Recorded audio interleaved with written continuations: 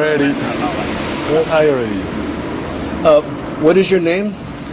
My name is Abel Tweet. And what is your position? I am the political party KMPP, Korean National Progressive Party. I'm the vice chairman. And also I am in the current government, deputy prime minister of the government. And as well as I am in charge of the health education department, two departments. And what is the situation with the Korean people now in the refugee camps? We had two refugee camp, one camp 1 or camp 2. Camp 1 up there and camp 2 down in the southern area. So all the population, about 24,000 civilians, they ran away from the homeland. They came to settle in the border here more than 10 years ago. Why did they run away from Burma? Because they were suppressed, torture, killing, detention, rape, murder, so they tried to escape. Now, since 1996, Burmese military regime ordered, top order, military order, every villager have to move in the relocation site. If not move in the relocation site, they will shoot on the spot. So these people, they had to run away. Some of them went to the relocation site, some of them they came to the Thailand, take to the farm, so the temporary along the border. This is the reason. And what's the situation with the refugee camp now? Are they moving on to other places? Now, you know, the refugee, because of, it is Thailand, you know. Thailand not so place of the refugee to stay longer in Thailand.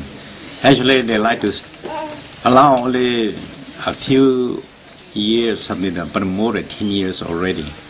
So Thai authorities said we stay in Thailand, we destroy the foreign, and how to say some of the environment, how to say disturb something like that, so they don't like us. So but anyhow, we have to find the Thai, to say the royal government still allow us. So we have more chance, and now some of the population, they are raised to settle in a third country. Some of them, they went to already Australia, maybe around 100 people, and Scandinavia, like Finland and Sweden, also some. And now they arrange the new arrangement, new process, maybe more than 12,000 people to resettlement in the America. This is the program of that. Okay. But actually for us, we don't like these people to go in a third country, because of the third country, our people, they are no qualified, no education, no qualification, no professional. So we are worried for that to go in the third country. It's very, very difficult, very hard life for them. Because for America now, we heard, as you heard, ban collapse, economic crisis, and many people are jobless now. So these people want to go to the United States to do that. It's give the, I think, the American troubles leader. So but anyhow, America said that they are willing to take these people. We met the recently American ambassador from Bangkok, and also we met some of the consulate from the Chiang Mai. They came visit to us, talk to us about this thing. I explained to them, we are really thank you to take our people to the United States. But anyhow, another side, I'm sorry also, how these people will live in America. But they told us that they'll find a way to help the suffering people. The Burma released 6,000 people from prison last week. I think this is a sort of a joke. It's not a joke, it's a propaganda. You know? Propaganda, because the first on the last week of the January, you heard that Emperor Canberra went to the Burma. Actually, he had special mission, special duty to make the SPDC and also the opposition, like Aung San Suu Kyi, to talk together, to make a dialogue. But when he went there, he helped me, the Aung San Suu Kyi, but the top leader refused. They want to see the gambling.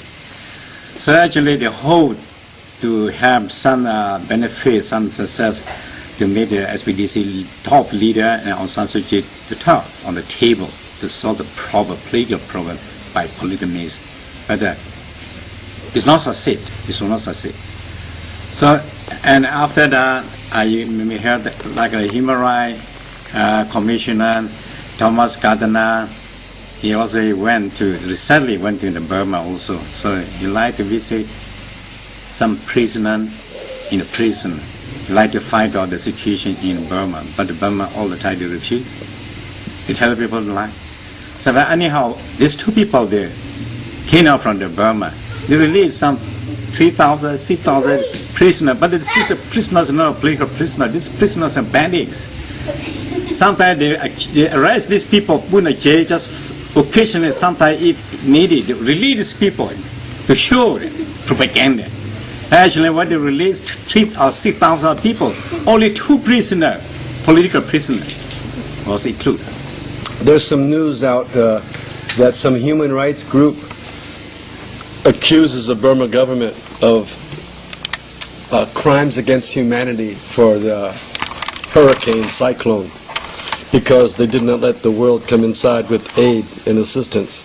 So somebody is trying to get official charges against the Burmese government for crimes against humanity because they blocked the assistance coming in. So that's going on right now. So they will be held accountable for their actions that killed many tens of thousands of people. So, but what's the situation with the Karen people now? Can you explain what the situation is inside Burma? Yeah, with the Karen is a small state. To tell you the brief history, very small state. Area square mile about 4,800 something only, and population we have roughly 300,000 people. Though Karen state is small one, but we have a full rich, natural resources. Okay, I want to know what exactly does the Burmese government do to your people when they catch them in the jungle? There's no, if they can jungle, as I told you, there's no executions, nothing. They shot on the spot. Because in Burma, the category like some area, black area, there's no question, just kill. They divided 3 areas, one's white, black, and then the brown. They said black is made, the shooting area. So if in the black area, no question, no nothing, that kill. So when they see your people, they kill them on sight? Women, children, men, anybody, they kill them or make them slavery? They just kill them. Kill them.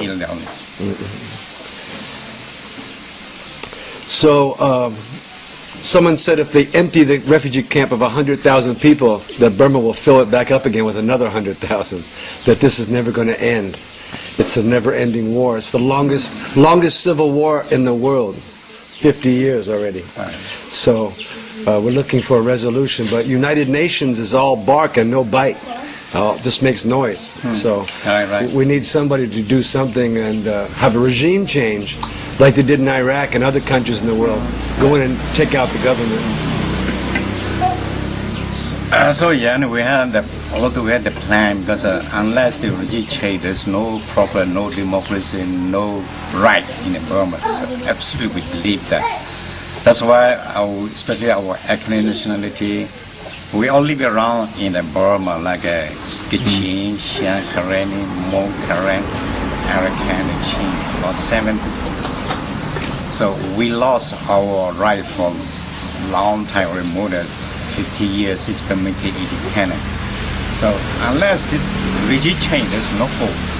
That's why we need a regime to be changed. So we had a plan to change the regime, not politically. We cannot do that. We had to use both politics and military, 2 things combined together, and went to press on the SPDC to change.